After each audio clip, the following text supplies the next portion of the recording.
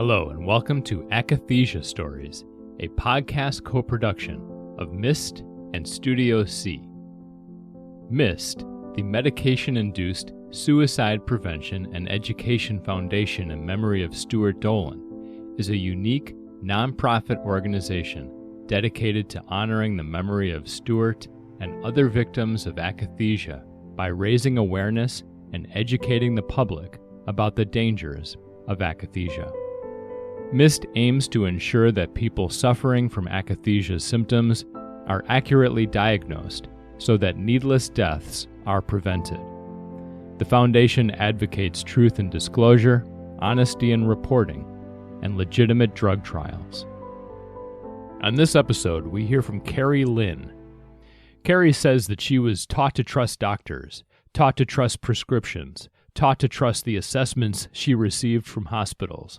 And she did, but she says this trust nearly killed her. It's traumatizing what I went through. I never, ever in my life thought a person could feel like that. I never thought a person could think like that, especially against their will.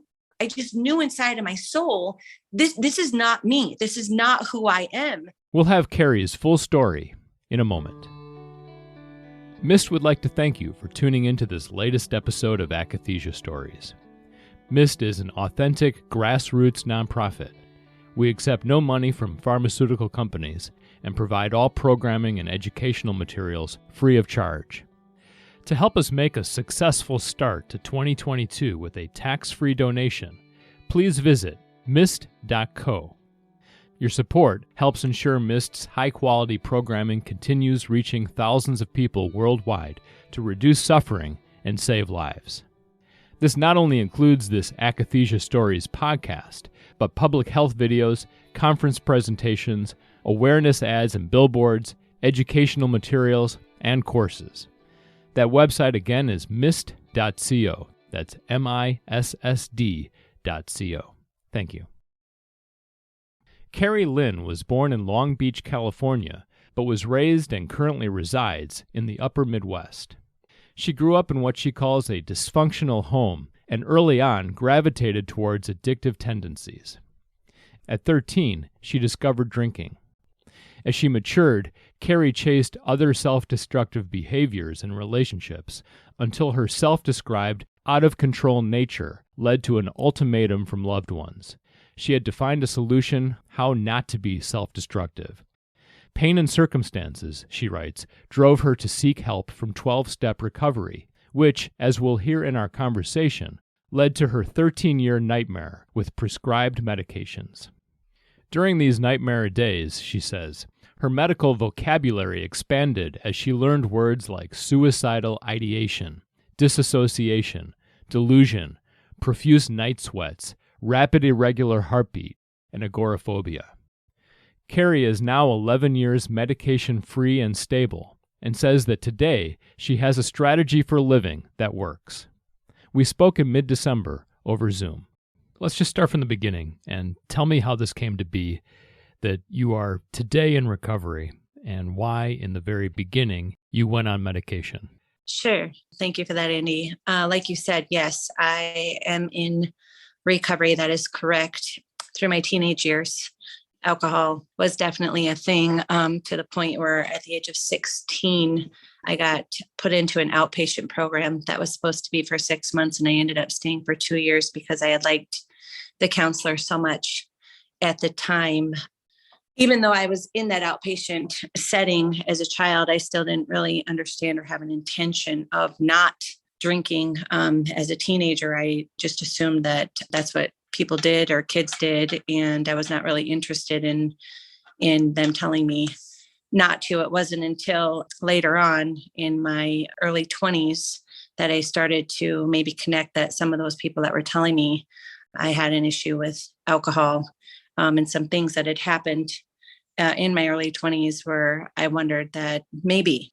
So yeah, it was those kind of things that just started to, really resonate with me. Like maybe I do have a problem with alcohol. And then I had gotten a new boyfriend at the time. And in the beginning, we partied and drank and stuff together. But about 6 months in, I think I was partying a little bit more than he thought I was. And he said, you either need to cut back on this or we need to be done kind of thing. And that's when I decided to walk into a 12-step recovery program. And that's what led into the medication nightmare that I went down. So what I came to learn later, addicts not in their active addictions can become very restless, irritable, and discontented, which I did not know was a normal state for us not doing those things. So it was becoming a little apparent to the people that were around me. And under the recommendation of my grandma, she encouraged me to go to my doctor and get one of those, what they referred back then, and this was in 1997 when it started, one of those happy pills that a lot of people seem to be taking. And I had an uncle that was on them at the time. And so that's why she had brought that up to me. And so with no thought and wanting to feel a little bit better, I decided to go over to my family doctor's office and ask for a script. And I wasn't even sure what I was asking for a script for. I just said, one of those happy pills. And he knew right away what I was talking about. There really was no questions asked. There was no tests given. There was no nothing. I just bounced out of there with a prescription for 20 milligrams of Prozac. And I left and went and had it filled and started taking it. And 3 days into taking that medication, I was at my grandma's 75th birthday party with my family. We were sitting at the country kitchen. That's where she liked to eat. And all of a sudden, out of nowhere, I just got this spontaneous urge to want to stab my family members in the head with my fork. And I was terrified. I just froze, and I had never experienced or felt anything like that in my life. And I got this dizzy sensation followed by some discomfort in my abdomen. And then what I've now learned was disassociation, and this slight feeling of disassociation where I felt like I was kind of maybe starting not to know the people that were at the table with me. And I remember I was so terrified by the feeling that I was experiencing. I started to slide in my chair under the table for fear that I might actually react to it with no control from myself. And I immediately looked over at my boyfriend at the time and I said, you need to get me out of here, and you need to get me out of here right now. And so at that point, I was having difficulty even walking out of the restaurant.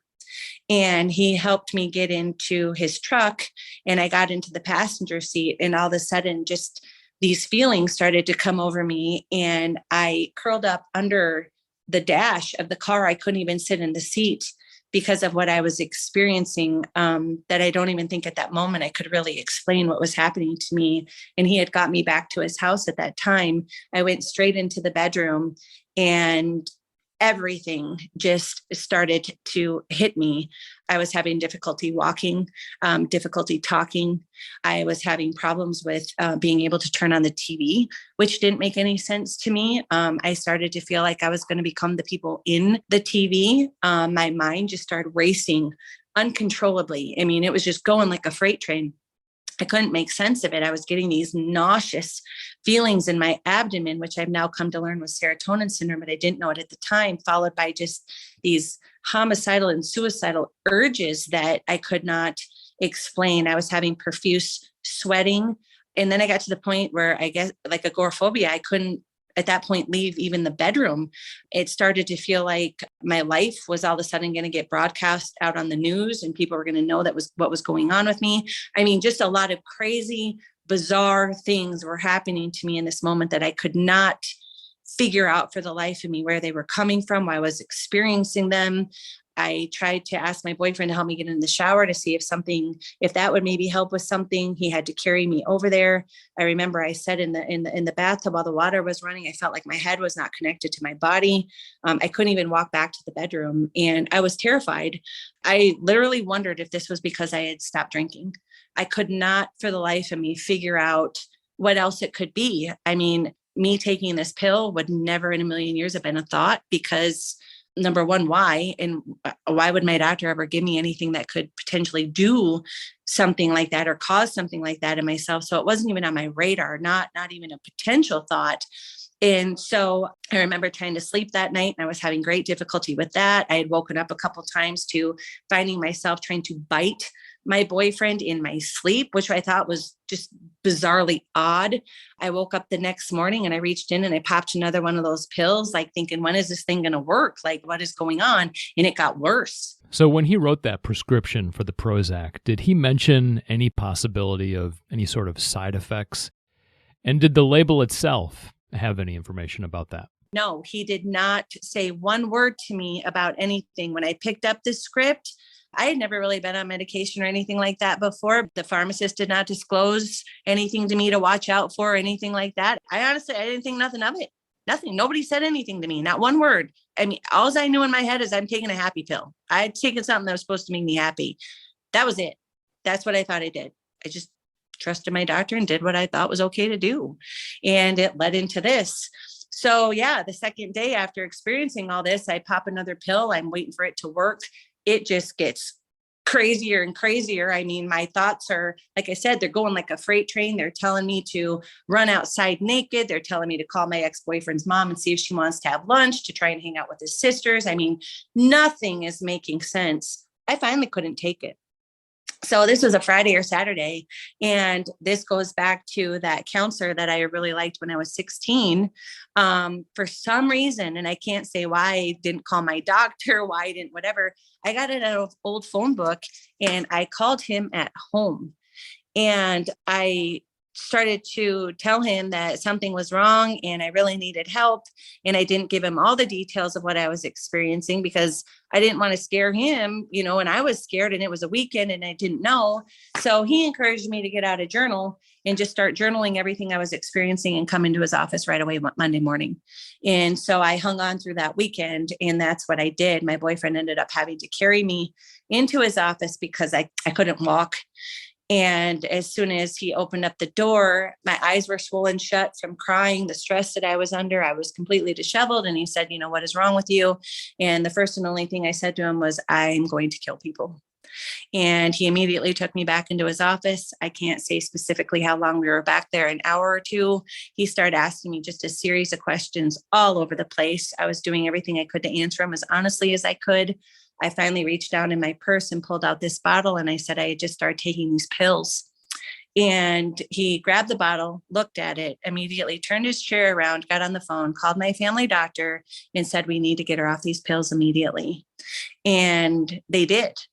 But my psychologist at the time, he was a counselor at that moment, but he did not tell my doctor the extreme side effects that I was dealing with.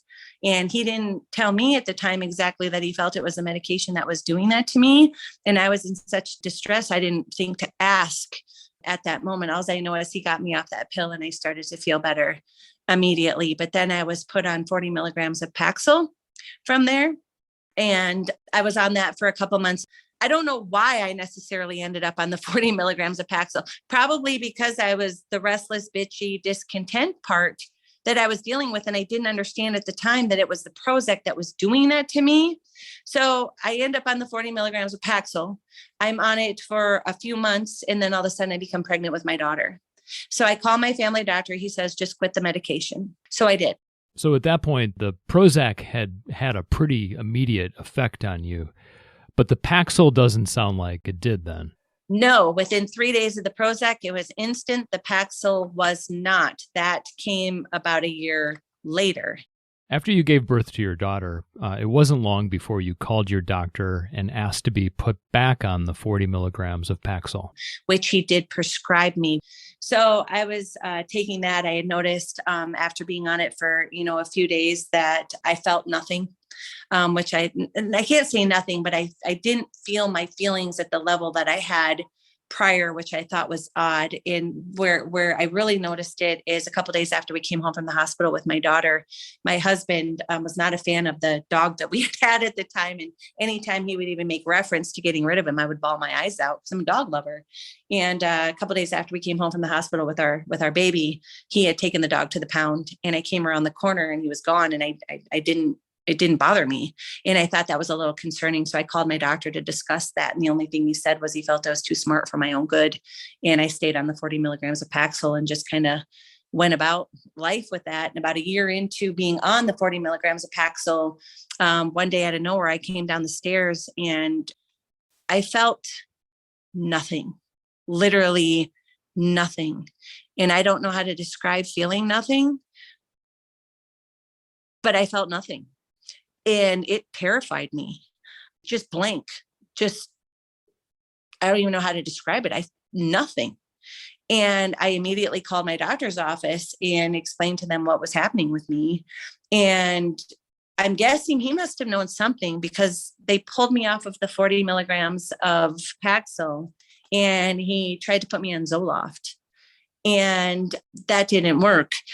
Within a couple of days of taking the Zoloft, I started to experience suicidal thoughts.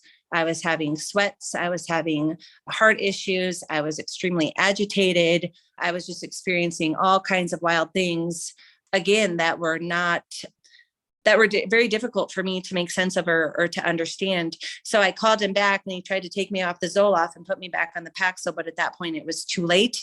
I was in what I now know to be akathisia, and I checked myself into the psychiatric hospital.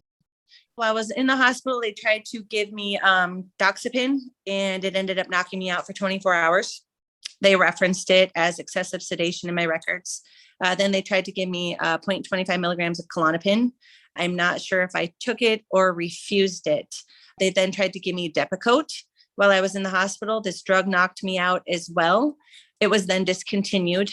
They put me on 100 milligrams of Wellbutrin. I am not sure how long I was on this drug, possibly only while in the hospital or taken off shortly after my release. I had complained that it caused severe ringing into my head. I was then put back on the 20 milligrams of Paxil. The psych doctor had felt that maybe I can handle a lower dose of the Paxil. So I left the hospital on 20 milligrams of Paxil. I had been on the 20 milligrams of Paxil. So this is around 2002. So the first hospital was towards the end of around 2000. Now I'm at probably around the beginning of 2002 when this happened. And I had been on the 20 milligrams of Paxil for a little over a year again. So the 40 a little over a year, now the 20 a little over a year. I all of a sudden, out of nowhere, just like that feeling of not feeling anything, I suddenly started to struggle with some suicidal thoughts. I was having some horrible thoughts that were just getting directed in some different areas. I was having thoughts of just flipping out on people. I just felt like I don't know how else to describe this, but it just felt like I needed to cause harm. It was just an agitation that just, again, was not making sense to me. I was having nightmares. I was having sleep problems. I was not wanting to eat. I was getting mood swings. I had lost interest in things. I developed anxiety and panic attacks out of nowhere. And I remember sitting at work one day, and this was just so bizarre and unlike me, but this coworker came over to talk to me, and I just felt like I had this impulse, like I just wanted to slap her across the face. And that really freaked me out, because I just knew that was not me as a person, who I was. And it was just too much for me to handle how I was feeling. What I now know to be akathisia, which the drug, like the first time, had built up into my system, causing me the difficulty. And I ended up admitting myself back into the hospital yet again. By this point, I was learning some about the potential side effects of the medications. So other people had experienced some things with some of these medications. I had a sponsor that was pretty educated in some of this stuff. He had read like Dr. Ann Blake Tracy's book about side effects of medications and things like that. So trying to bring it to my awareness, but I struggled greatly with that too, because I'm looking at people in the program trying to educate me versus the people wearing the white coats that are the doctors that have went to school and are supposedly trained in this stuff, trying to figure out for myself, who do you believe and who do you trust?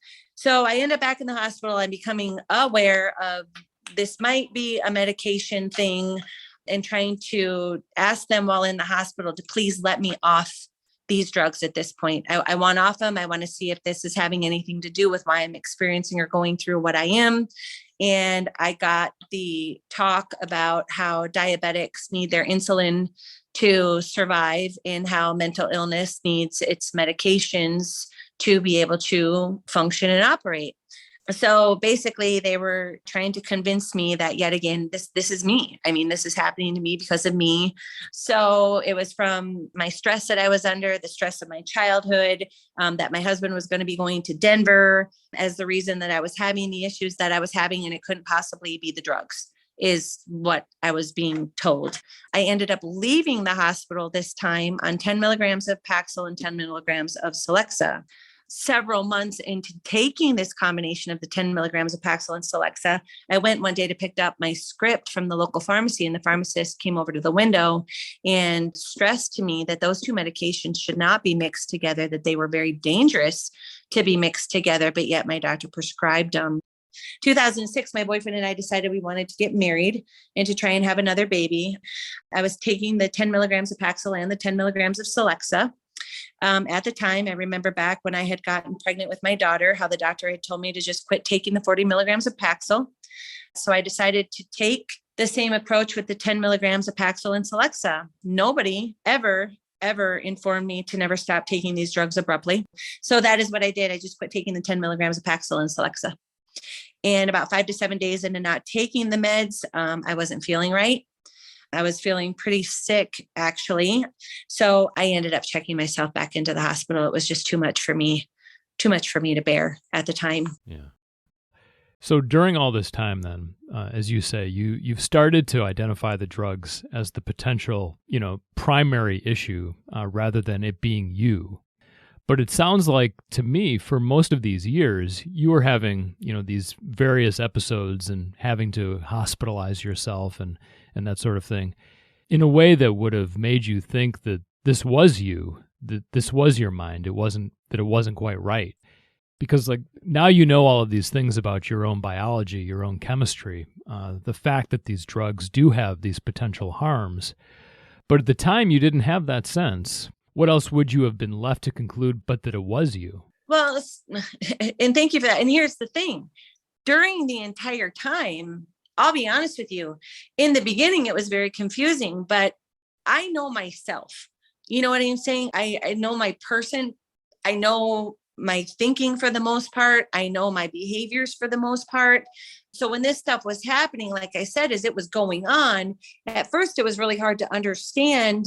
But then the severity of it and the thoughts that were coming. I mean, yeah, I was in recovery and I was this and that, but in my mind, it was not a justification for what I was experiencing, and especially at such an intensity that I was experiencing it. There's a part, and I'm not a doctor or a forensic or a neurologist by any means, but it seems to be that there is a part of your brain that these medications specifically work on that seem to focus on with the homicidal or suicidal ideation, like a group setting.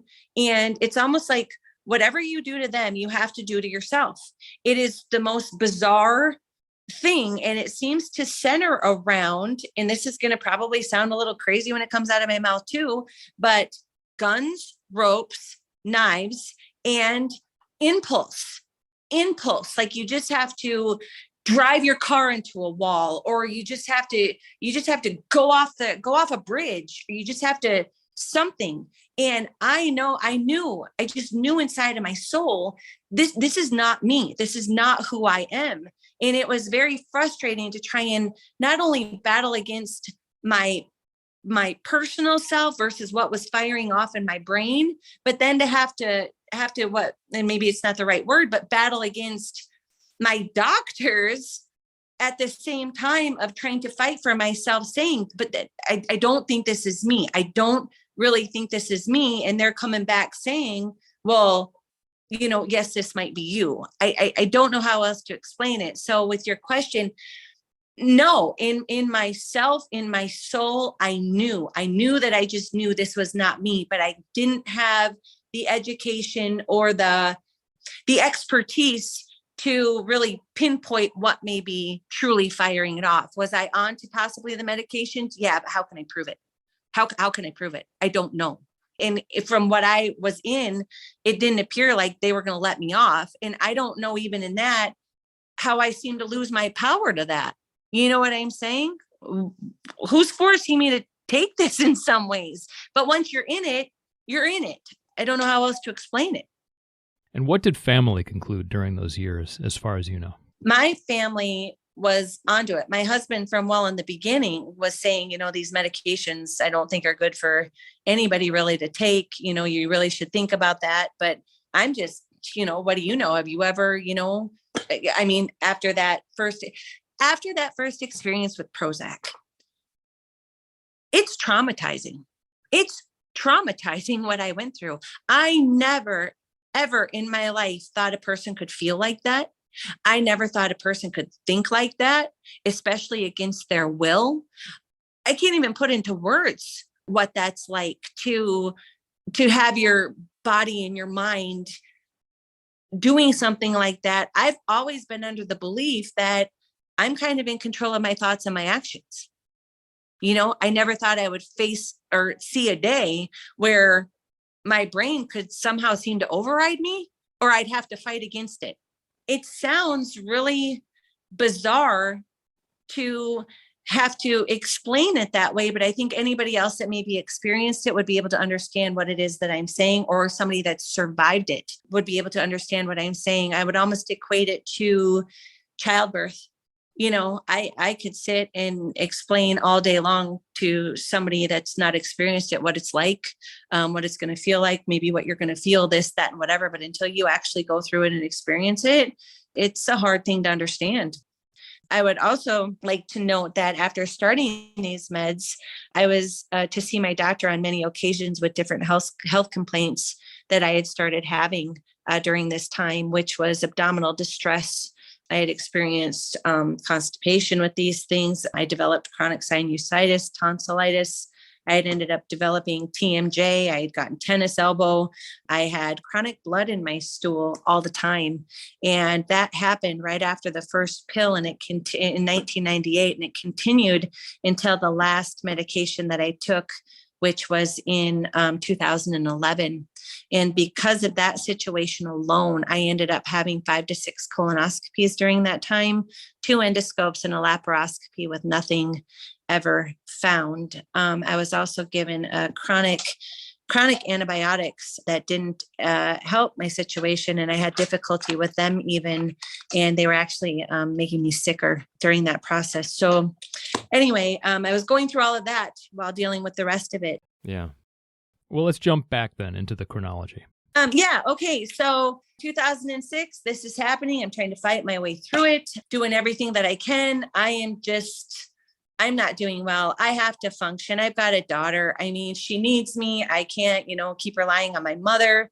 My family is trying to, I'm like, I think I need to go back into the hospital. They're trying to fight me, don't, wondering if I'm going to just get drugged more, what's going to happen from that. But at that point, it is what it is, and you need help. You got to go to what you think might be the safe place. I mean, I checked myself back in. What I did before I went back into the hospital is I went in to see the PA. So I go meet her. I tell her, the akathisia, which I didn't know the term at the time, but I am antsy. I can't sit in my seat. I'm rubbing my pant leg. I'm crying. My body is in this impulsive feeling. I've got this suicidal ideation. I can't sit still to anything. I've got sweats. My heart's fluttering. I'm going through this whole thing, and I'm explaining to her what is going on. And I said, I think I need to go back into the hospital. And because I was being so honest and upfront with her at the time, she allowed me to drive home to get my own suitcase and to go drive myself over to the hospital and check myself in. And so that's what I did. While I'm in the hospital, we start going through the rounds again. One of the biggest things too that I'd like to point out, which I didn't know was a sign of toxicity on these medications, but with each instance and each hospital trip, I would get this feeling of just bugs under my skin, just endless bugs, all running up and down all over the place inside of me. And it's very irritating feeling. It can be a side effect of some of these meds, which is a sign of you're hitting toxic levels with them, which I did not know. I was released from the hospital inpatient setting, and it was then highly suggested that I attend the outpatient program that they offered. So I did. I was released on Cymbalta and 0.25 milligrams of Klonopin to be taken in the morning and at night. 2 weeks into taking the 0.25 milligrams of Klonopin, I was totally normal.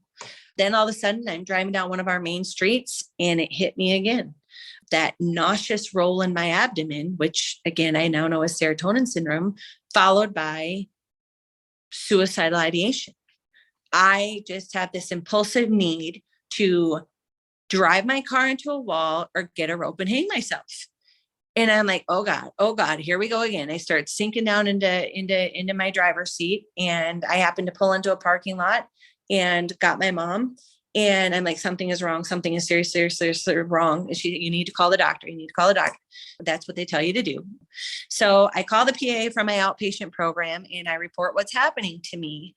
He then, a couple of days later, comes and gets me, and we go in this little room at the outpatient clinic, and we're sitting at this table, and he proceeds to tell me that he talked to the doctor and they don't think that it's the medication, that they think it's me. And he tried to give me a script for Lamictal. And I remember looking at that box, feeling like I did, and it was a little trial box. And all of a sudden, something just happened in me, Andy. And I was just like, screw this. Just screw this. I think I know when something is wrong with me. I left and I went to that counselor that originally helped me with the Prozac reaction. And I sat down and I told him everything that was happening to me. And that I was extremely suicidal, the nauseous rolls. I was curled up in his couch as I was talking to him. And it just so happened that they had brought in a psychiatrist to their clinic at the time. And he went down and talked to her. And she said she is more than likely reacting to the Klonopin, but I cannot treat her. She is currently under the care of another doctor. So I got out of that. I immediately went under her care. She yanked me off the Klonopin and I returned back to normal. She says, let's just try and take you off everything and start over. I'm like, what? She said, yeah, we'll just take you off everything. My Nexium, I'm on Nexium, I'm on Miralax, I'm on all kinds of stuff now during this thing that I'm in. So she says, we'll just take you off and we'll start over. I said, okay. So that's what we did. I started having a lot of anxiety, panic attacks. I was having bouts of OCD, depression. My psychologist and my psychiatrist are working closely with me as I'm going through this entire event, but nobody was quite sure what again was going on. So your psychologist eventually said he wanted to send you to an allergy clinic in the Midwest. What was your reaction to that? I think it was to my advantage that my psychologist knew me and knew my family. And given the fact that he was part of the journey from way back when the Prozac reaction happened, and even from my teenage years, that he just knew something else was going on there and we needed to figure it out. So I said, okay, I didn't know anything about this clinic that he wanted to send me to. I just knew that I was in a bad spot, needed help, and I trusted him very much. So I called the clinic in the Midwest from my psychologist's office. I was in his office that day. They told me I couldn't get an appointment for 4 months. I looked over at my psychologist and I said, I'm not going to make it 4 months. There's just no way. And my psychologist took the phone, ended up talking to the doctor. This was on a Monday. And he said, get ready, you're going Thursday. And after a 2-hour consultation, my allergist looked up and said, I think what you're dealing with is more physical than it is mental, but I can't be sure until we go run some tests. And I can't tell you what that felt like, Andy. The hope, the relief that maybe there was going to be some answers given to what I was experiencing. It was a feeling like no other, but I was still a little skeptical at the same time. So I didn't want to move too much into it yet until I knew for sure. So we went over to this room and did some allergy testing. What was really interesting about this clinic is it tested different than the allergy clinic that I had tried to go to here. They tested for what is called delayed reactions, where you have to report back a reaction after 24 hours and 48 hours, because I was told you can have a reaction up to 48 hours after an exposure. And that's, again, different than what they did here. And what we had found out through that testing is I had actually had allergies and developed sensitivities to lots of food, chemicals, some molds, anxiety, panic, depression, clogged sinuses, weepiness, abdominal pains were some of the reactions that I experienced in there. So because of what I went through over at that clinic, it was strongly suggested I totally revamp my diet. So I'm in the middle of this thing and now I got to change up the entire way of which I eat. So I had to avoid things that I was sensitive to. So sugar, dairy, gluten, wheat, things like that, or soy, whatever, and go to a more organic type approach away from synthetics that are used in a lot of our food system or whatever. So that's what I did. I flipped my kitchen, taught myself a lot about food, vitamins, etc. What I thought was really interesting during this time was the importance of nutrition and how low levels and toxic levels of vitamins can affect a person. I also learned that psych meds can deplete necessary nutrients in a person. That was not ever explained to me either. And from what I've learned, even up until this point today, a lot of mainstream doctors aren't taught nutrition in their medical schooling. So the depletion of nutrients, that's more of something that a pharmacist is going to know more than a doctor, which I thought was interesting. So anyway, that they can deplete that. So I changed up my diet, got rid of the things that I was sensitive to right away. Several things did start to improve. My tonsillitis got better. My TMJ got better. The abdominal bloating got better. Panic subsided some of the depressive symptoms lifted. As far as the synthetic chemicals, when he discovered my sensitivities, it was encouraged that I get a chlorine remover in our house, which I did, that I take out all synthetics as far as plug-in air fresheners, fabric softeners, sheets, scented laundry detergents, perfumes, colognes, scented candles, my cleaning products, my standard cleaning products. I had to switch everything over to an unscented Shackley, including my dishwasher fluid and things like that. So I do all this stuff. Like I said, a lot of things are starting to get better for me, but I'm still dealing with some difficulty as far as shortness of breath and things like that aren't getting resolved with this. So under the recommendation of my psychiatrist, she talks me into going on to 10 milligrams of Lexapro, which I did. I ended up becoming pregnant. Shortly after starting the 10 milligrams of Lexapro, she encouraged me to stay on the medication throughout my pregnancy. My son was born. He came out beautiful and perfect, which is great. I ended up shortly after that, so I'd been on it probably 2 years around that time, and I started to develop the paresthesias and stuff again, very similar to what happened with the buildup of the Prozac in my body before. Because of that, I was recommended to the neurologist. They ran tests. Nothing was found. I am pretty distraught, beside myself. I end up, because of everything that is going on and not a lot of answers, seeing all the different specialties at our hospital here with the things that I was experiencing from head to toe, from neurology, cardiology, rheumatology, internal medicine, hematology, blah, blah, blah, with not getting answers. And eventually you got approval to check into the Mayo Clinic. I spent 2 weeks over there. They basically redid all the tests that they had done here. Nothing was found. I left with a diagnosis of visceral extreme hypersensitivity. They said they diagnosed it 20 times a day. I said, well, then you probably have 18 suicides a day. I came home completely defeated, not knowing what was wrong. My heart was going crazy. I was having sweats. I was having paresthesias, still had the blood in my stool.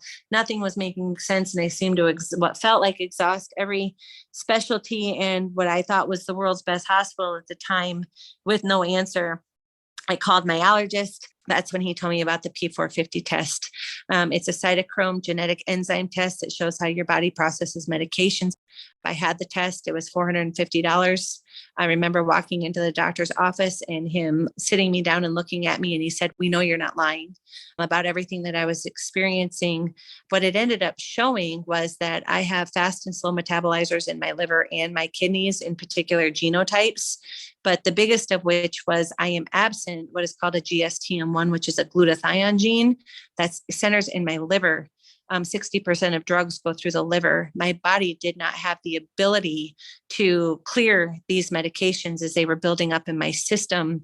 So that's what was happening between the fast and slow metabolizers explains why I had the immediate reaction to Prozac, depending on the genes that it used to work in my body versus some of them building up in my body.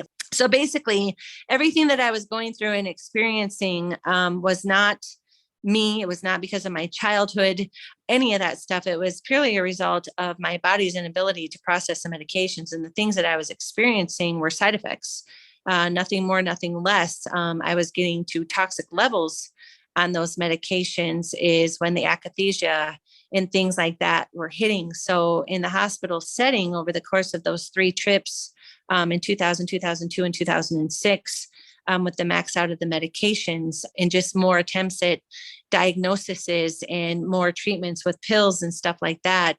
None of it from what I went through with this thing was a root issue for me. It was all symptoms. It was all side effects, whether it be side effects of the medications or nutritional deficiencies that I was experiencing from what the drugs were triggering inside of my body.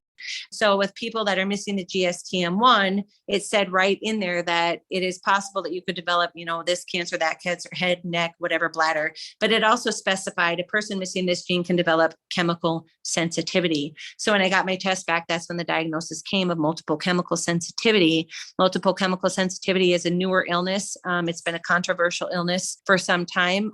It can happen from a massive exposure to a synthetic chemical or a chronic low dose level exposure to synthetics in an environment. In my case, being on the medications, going up and building up in my liver, I'm getting exposed to chronic low level synthetics that my liver doesn't have the ability to clear. So I'm getting to toxic levels, which is now triggering me to become hypersensitive to other synthetics in my environment. So when it came back, when the test came back, I was instructed to get off everything that I was on, and I had to do everything I could to try and detox my system and my environment the best that I could to try and sustain life. I have to be extremely careful when I go out in life. I've had to learn how to eat, safe places that I can go. If there's places that have like air fresheners, if I get around people that are wearing fabric dryer sheets, things like that, I have to excuse myself or remove myself because I can get breathing reactions. I can get dizzy spells. I can get different experiences from that. If I wasn't doing these things, I would more than likely be housebound due to the damage that happened to me after being on these medications. But what it really comes down to for me, Andy, is I'm not a mental patient. I never was a mental patient. Do I have life stuff in my history? And that's another thing in the hospital that they have you do is they have you write out a life history while you're in there, and to try and find something to kind of pin some of this stuff on. And when you're in such, stress and pain and whatever, at least I did. I wrote out everything and anything that I could think of that whatever. And who has a perfect life? Nobody does. And what they do, and again, this is my opinion, my experience, is they pull anything out of that to try and blame this on, my biological father or my this or my that or whatever. And at the end of the day, that it wasn't it. It was not it. And that was one of those things too, where it was like, why could something like that 20, 30 years ago that I have no feeling, no memory about, no nothing, be causing me such severe issues right now? And that's where they kind of go into that, your subconscious stuff. And it's no, I knew that I knew that I knew. And I knew that there was no amount of, after learning, even with getting this P450 back and learning about my genetics and my inability or whatever, I could have, when I was doing my 12-step program, I'm in there, I'm dealing with a psychologist. I'm working my 12-step program. I'm developing a relationship with my higher power. I'm sponsoring people. I'm doing everything that is required of me to do. And I still feel horrible. So it didn't matter how much counseling I was going to do. It didn't matter how much spirituality I was going to gain. None of that at the end of the day mattered. Is it helpful? Absolutely. It's hugely helpful. But was it going to fix my liver issue? No. Was it ever going to give me the ability to process these medications like some other people? No. So we could prove the allergy issue through blood. We could prove the nutritional deficiencies through blood. We ultimately ended up proving I don't have a mental illness through blood, and I'm being poisoned through blood. The other stuff in my particular situation and story, as far as the mental thing, it was all guesses. Yeah. It's a real thing. It's a huge thing. And it's like, I know I told my doctor at one point when I was learning all this stuff and this test came back, we don't get to come back. We don't get to come back. We are real people with real feelings and real family and real friends. And I remember when they canceled me from being able to make appointments at my hospital over here, I had made reference. I wrote a 6-page letter to my doctor. I was just so distraught by the behavior that I was receiving. And I said, I may be one patient to you or one patient to my insurance company, but I am the mother to 2 children who I love and who need me and who I desperately want to see grow up.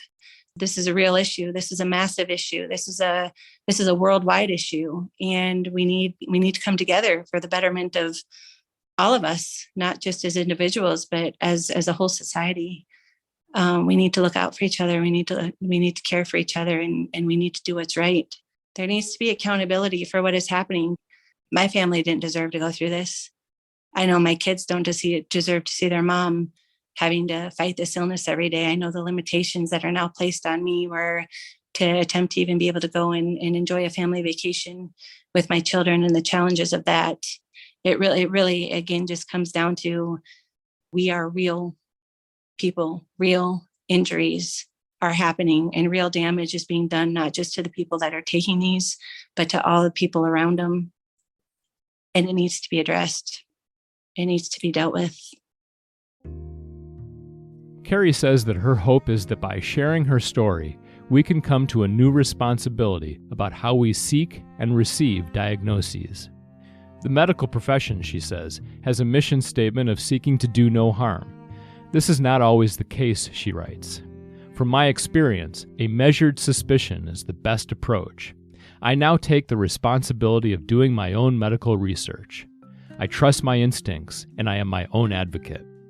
My local provider actually became the first hospital in the country to study the P450 genetic test.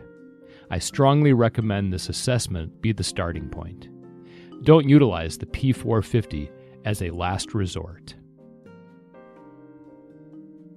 If you'd like to find out more and get the best information about this important topic of akathisia, the MIST website is a great place to start. If you go to our website, the section that says, "What is akathisia?"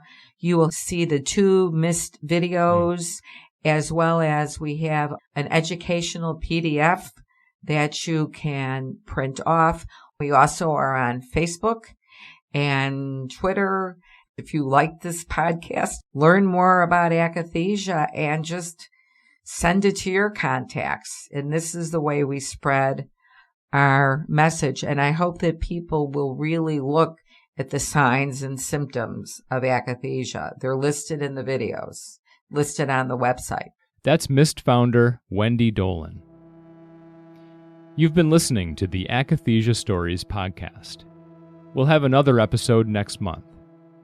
If you'd like to share your own story for this podcast, please email studio.c.chicago@gmail.com, and please share this podcast and subscribe.